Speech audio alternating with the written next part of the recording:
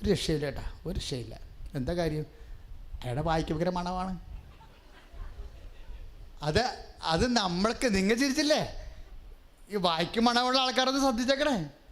ജീവിക്കാൻ പറ്റില്ല കൂടെ അവളും അടുത്ത് നരകം പിടിച്ചൊരു ജീവിത വായ്പ ഉള്ളത്. അവൾക്ക് അത്രയും സഹിക്കുന്നുണ്ട്. രാത്രിയാകുമ്പോൾ പേടിയ കാര്യം ശവക്കുടി തുറന്നു വെച്ചിരിക്കണത് പോലെയുള്ള അവസ്ഥയല്ലേ. അപ്പം അങ്ങനെയൊക്കെയുള്ള ജീവിത പങ്കാളിയുടെ നീതി കാണിക്കണം കേട്ടോ നിങ്ങൾ. ഇതൊക്കെ ശാരീരികമായ ഒരു അടിസ്ഥാന ആവശ്യങ്ങളാണ് ഇതൊക്കെ. ചില ആൾക്കാർ ഇതൊന്നും ശ്രദ്ധിക്കണില്ല. അതിൻ്റെ പേരിൽ ചില ആൾക്കാർ ഇങ്ങനെ ഒലയിലിങ്ങനെ ഈ ഉരുകി തീരുകയാണ്. ആരോട് പറയാനാ എൻ്റെ മക്കളെ? ആരോട് പറയാനാണെന്ന് ചോദിച്ചാലും നിങ്ങൾ എന്തെങ്കിലും പറഞ്ഞാൽ കേൾക്കാൻ ഒരാളുണ്ട്. നിങ്ങൾ എന്തെങ്കിലും പറഞ്ഞാൽ കേൾക്കാൻ ഒരാളുണ്ട്. പിന്നെ ചില കാര്യങ്ങൾ കേൾക്കത്തില്ല. പൊട്ടം കളിക്കോ? ഞാൻ പറയും പൊട്ടം കളിയാണ് കേട്ടോ. എന്താ കാര്യം? ചില കേൾക്കത്തില്ല. ചിലത് എന്ന് പറയും അത് നീ തന്നെ കർത്താവിൻ്റെ നാമത്തിൽ എടുക്കാൻ പറയും. എൻ്റെ നാമത്തിൽ ശിശുവിനെ സ്വീകരിക്കുന്നവൻ എന്നെ സ്വീകരിക്കുന്നു. ആ അനുഗ്രഹമല്ല, യേശുവിനെ തന്നെയാണ്. ചിലതിന് നമ്മൾ അനുഗ്രഹമല്ല സ്വീകരിക്കാൻ പോണത്. അതാണ് മർക്കോസ് 9:37. എൻ്റെ നാമത്തിൽ ശിശുവിനെ സ്വീകരിക്കുന്നവൻ എന്നെ സ്വീകരിക്കുന്നു. ബലഹീനമായ ഒരു സാഹചര്യങ്ങളാണ് ശിശു എന്ന് നമുക്കറിയാം. ഒരു ശൈശവമായ ഒരു വിഷയം. ഒരു ശിശുവിനെ സ്വീകരിക്കുന്ന വെച്ചെന്നറിയാവില്ല. നമുക്ക് ഒന്നും ചെയ്യാൻ പറ്റത്തില്ല. ശിശുവിൻ്റെ ജലദോഷം വന്നാലും നമ്മൾ കൈ കൊണ്ട് ചെല്ലണം, ഇല്ലേ? ഒന്നും ചെയ്യാൻ പറ്റത്തില്ല. ഒരു ഭർത്താവിനെ കെട്ടിയെടുത്തിട്ടോ ഭാര്യയെ കെട്ടിയെടുത്തിട്ടോ ഒന്നും ചെയ്യാൻ പറ്റാത്ത ആൾക്കാരുണ്ട്. ശിശുവാണെന്ന് വിചാരിച്ചാൽ മതി. മനസ്സില്ലേ? മനസ്സിലായില്ലേ? നമ്മൾ ശിശുവിന് എന്താ കുളിപ്പിച്ച് കൊടുക്കണം, പൊട്ടൊഴിച്ച് കൊടുക്കണം, ബാക്കി അതിൻ്റെ ദിനചര്യ എല്ലാം എടുക്കണം. കൊച്ചൊന്നും ചെയ്യത്തില്ല. ചെയ്യുവാ? ഒന്നും ചെയ്യത്തില്ല. പിന്നെ കാക്കർമിക്കർ നിലവിളിച്ച് പിന്നെ നമ്മളവിടെ ചെന്ന് നിൽക്കുകയും ചെയ്യണം.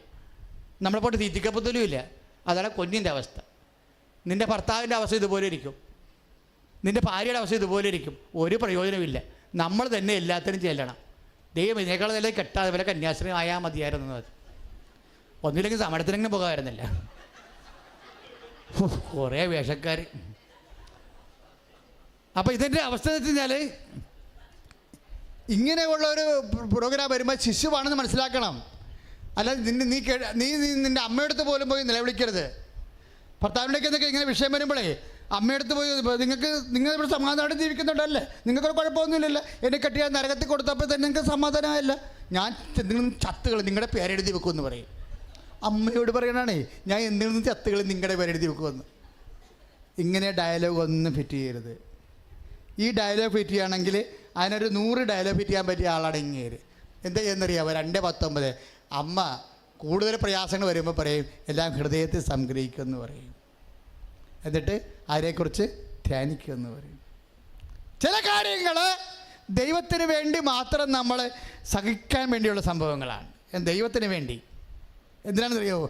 ഈ ശിശുവിനെ എൻ്റെ നാമത്തിൽ സ്വീകരിക്കണവൻ എന്നെ സ്വീകരിക്കുന്നു. എൻ്റെ ദൈവത്തിലെ ചില സംഭവങ്ങളെ, ചില വിഷയങ്ങളെ നമുക്ക് ചെയ്യാൻ പറ്റത്തില്ല. സത്യം പറയുകയാണ്.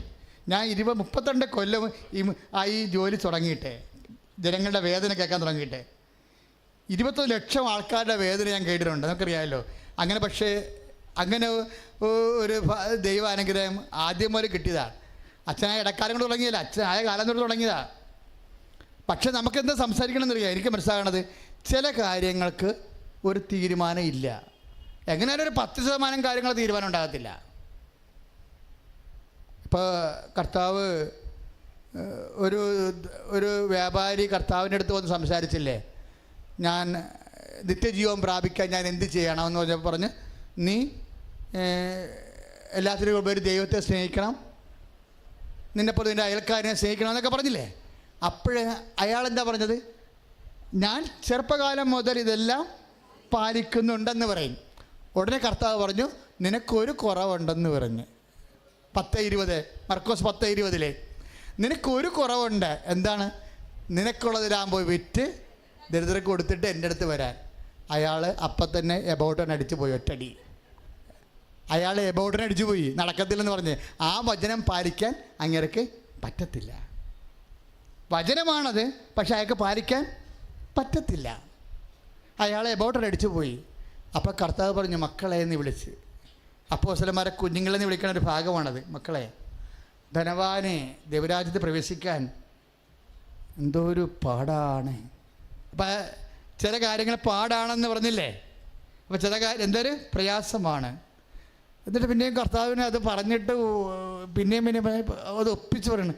മക്കളെ, ധനവാൻ ദൈവരാജ്യത്തിൽ പ്രവേശിക്കണേക്കാൾ എളുപ്പം ഒട്ടകം സൂചിക്കൊണ്ടിട്ട് പറയാം. അപ്പം അപ്പോസ്തലന്മാർ കണ്ണ് തള്ളിപ്പോയി. അങ്ങനെ എഴുതി വെച്ചിട്ടുണ്ട്, അപ്പോസ്തലന്മാർ കണ്ണ് തള്ളിയെന്ന്. കണ്ണ് തള്ളിയെന്നില്ല, വിസ്മയിച്ചെന്ന്. എന്നിട്ടൊരു ചോദ്യം ചോദിച്ചു, അങ്ങനെയാണെങ്കിൽ ആർക്ക് രക്ഷപ്പെടാൻ കഴിയും? അപ്പം കർത്താവ് ഉത്തരം പറഞ്ഞ് 10:30 മനുഷ്യന് ഇത്, മർക്കോസ് 10:30 എന്താ പറഞ്ഞത്? മനുഷ്യന് ഇത് അസാധ്യമാണ്, പക്ഷേ ദൈവത്തിനല്ല. അപ്പോഴും ഇപ്പം ഒരു വചനം നമ്മളോട് പാലിക്കാൻ പറഞ്ഞാലും നമ്മൾക്ക് അസാധ്യമായതുകൊണ്ട് നമ്മളതിൽ പരാജയപ്പെട്ടാലും ആ പരാജയം ദൈവം നമുക്ക് വേണ്ടി നികർത്തും. കൈ അടിച്ച് കർത്താണ്. Hallelujah, hallelujah, hallelujah, hallelujah, hallelujah, hallelujah, hallelujah.